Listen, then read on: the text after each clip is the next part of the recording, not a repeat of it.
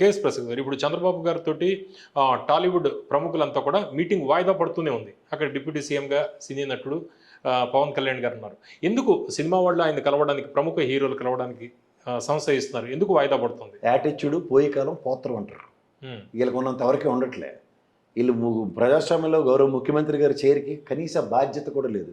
ఏదైనా మీరు ఒక సీనియర్ జర్నలిస్టు, మీకు తెలుసు సీఎంఓ ఆఫీస్ నుంచి ఒక డెలిబరేషన్ వస్తుంది. ఇవాళ సీఎం గారికి హెక్టిక్ టాస్క్స్ వల్ల, లేకపోతే హెల్త్ అజార్డర్స్ వల్ల అపాయింట్మెంట్స్ క్యాన్సిల్ అయ్యాలి. వీళ్ళు మాకు తీరిక లేదు, మేమున్నప్పుడు తీరుకున్నప్పుడు వస్తామని మాట్లాడడం. ఫస్ట్ ఆఫ్ ఆల్ వీళ్ళకి ఏంటంటే రాష్ట్రం పట్ల చిత్తశుద్ధి లేదు. వీళ్ళకి ఎంతసేపు టికెట్లు పెంచుకోవడానికి అలా చూడండి, పత్తలాట ఉంటుంది లోపు బయట.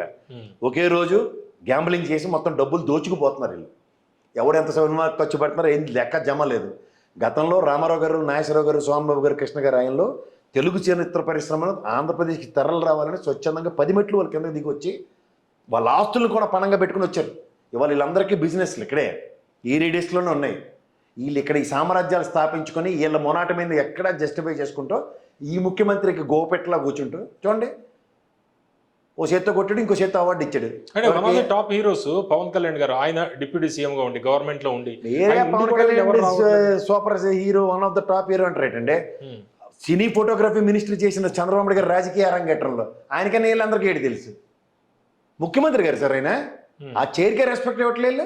వీళ్ళందరూ గతంలో దిల్ రాజు రెడ్డి కదా, జగన్మోహన్ రెడ్డికి వీళ్ళందరూ చౌదరి బ్యాచే కదా, ఈ మురళీమోహన్ రియల్ ఎస్టేట్ బ్యాచే కదా, వీళ్ళంతా అశ్విని దత్ వీళ్ళందరూ వెళ్ళడానికి ఏమి పెద్దరికలు చాటుకుని తీసుకెళ్లారా?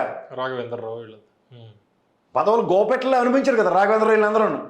ఏమి తీసుకెళ్ళడానికి ఏమి? ఇది ఖచ్చితంగా ముఖ్యమంత్రి చైర్కి అవమానం చేస్తున్నట్టే లెక్క సార్. వీళ్ళని అసలు టోలరేట్ చేయక్కర్లే. గత పద్ధతిలో ఇండస్ట్రీ 24 క్రాఫ్ట్స్ అంటే సంవత్సరానికి 10 సినిమాలు ఎన్నో ఒక్కొక్క హీరో చేసేవాడు. ఎవరు సార్ వీళ్ళు? 4 ఏళ్ళకి 5 ఏళ్ళకి కూడా సినిమాల్లో మీరు ఇచ్చేస్తున్నారు టాప్ హీరోలని. దోపిడీకి అలవాటు పడ్డారు. కష్టపడితే నెలంతా కష్టపడితే జీతం వస్తుంది సార్. ఏముంది, ఒకే సినిమాకి 200 కోట్లు 400 కోట్లు తీసుకుంటారని టాగునిదాలు చెప్తున్నారు. ఎవరైనా ట్యాక్సీలు కడుతున్నారా? నిజంగా నెక్కచ్చిగా తీసుకుంటప్పుడు ట్యాక్స్ కట్టమండి. ప్రభుత్వంకి డిపిఆర్ ఎందుకు సబ్మిట్ చేయరు? రాజమౌళి సినిమా 1000 కోట్లు, ఇగోటి సార్ ఈ హీరో గడికి ఎంత ఇస్తున్నావు, ఈ హీరోయిన్కి ఎంత ఇస్తున్నావు, విలన్కి ఎంత ఇస్తున్నావు, మ్యూజిక్ డైరెక్టర్కి ఎంత ఇస్తున్నావు చెప్పి ట్యాక్స్లు కట్టమనండి. సినిమా ఫోటోగ్రఫీ మినిస్టర్ ప్రతి చిన్న సినిమా, తొక్క సినిమా, తోటకూర సినిమా డబ్బులు కట్టండి ఫస్ట్ ట్యాక్స్లు.